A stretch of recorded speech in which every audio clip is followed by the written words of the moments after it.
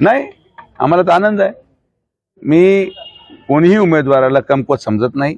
निवडणूक सारखीच लढवावी लागते. हे आम्हाला आमचे गृहमंत्री अमित भाईंनी सांगितलेलं आहे की कोई भी निवडणूक हो, कोई भी चुनाव हो, वो चुनाव की तरह ही लढा जाना चाहिए.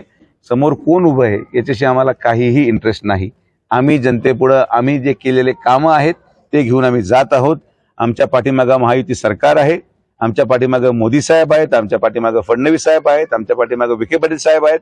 आणि यावेळेस राहता असेल, शिर्डी असेल, ऐतिहासिक निकाल आपल्याला पाहायला मिळणार. पूर्णपणे समोरचा सुपडा हा साफ झाल्याशिवाय राहणार नाही. कारण की समोर असलेले उमेदवार मग ते कोणी असो, हे मला वाटतं काही तर नवेच आहेत, काही 15 दिवसापूर्वीच आलेत, काही 10 दिवसापूर्वी आलेत.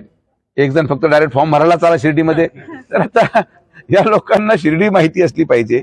लोक शिर्डीमध्ये आपलं भविष्य शोधतात. साईबाबांच्या पावन नगरीमध्ये लोकांना 25-25 वर्ष पुढे आपलं आयुष्य आनंदात सुखद करायचं आहे आणि त्यांना त्यासाठी माहिती आहे की पर्याय काय आहे. 25 वर्ष शिर्डीची स्थापना झाल्यापासून या शिर्डीच्या जनतेने कधीही विखे पाटील परिवाराला सोडलं नाही, आजही सोडणार नाही आणि पुढेही कामाची पावती म्हणून सोडणार नाही, हा विश्वास मला आहे. न्यायालयाच्या निर्णयाचा आपण आदरच करतो. 40 ज्या नगर परिषदा आहे ज्यांचं आरक्षण मर्यादा ओलांडली गेलेली आहे त्या शिर्डीचाही समावेश आहे. आता 21 तारखेपर्यंतची टांगती तलवार जी आहे ती उमेदवारांना काय वाटतं एकंदरीत सगळं काय चित्र आहे? आता न्यायालयाने तो निर्णय दिलेला आहे, त्यावर काही बोलणं उचित नाही. निवडणूक पार पाडू.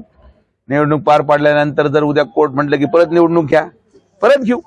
लोकांना तेवढाच आनंद साजरा करायला एक पर्व मिळेल.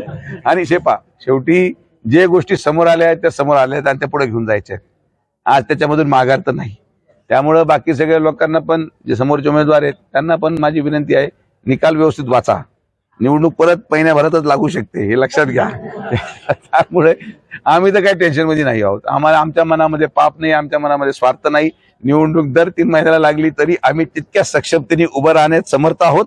तितकेच आमचे कार्यकर्ते आहेत आणि पूर्ण पॅनल 23-0 हा तेव्हा पण होणार, महिन्यानंतर पण होणार आणि 6 महिन्यानंतर पण होणार. ही ताकद महायुतीची आहे, ही ताकद भारतीय जनता पार्टीची आहे. दादा, जिल्ह्यामध्ये जे विरोधक आहे ते गायब झाले, पण जे भाजपचे मित्रपक्ष तेच भाजपचे पाय ओढून राहिले. आता चालतं, या सगळ्या गोष्टी होत राहतात. प्रत्येकाला वाटतं आपला पक्ष वाढावा, तो वाढावा. आपण शिर्डी आणि राहत्यामध्ये तरी महायुती करण्यामध्ये यशस्वी झालो, संगमनेरमध्ये यशस्वी झालो, आपण नेवाशामध्ये बऱ्यापैकी यश प्राप्त झालं. तर मला असं वाटतं की महाराष्ट्रामध्ये काय चाललंय यापेक्षा अहिल्यानगर जिल्ह्यामध्ये पालकमंत्री महोदयांच्या नेतृत्वामध्ये एक चांगलं वातावरण आम्ही निर्माण केलंय आणि या वातावरणाचा फायदा महायुतीला मिळेल. महायुतीच्या कामांमुळे तो फायदा उमेदवारांना मिळेल आणि उमेदवार निवडून आल्यानंतर नगराध्यक्षाचा फायदा जनतेला मिळेल. हाच या सगळ्या निवडणुकीचा सारांश आहे.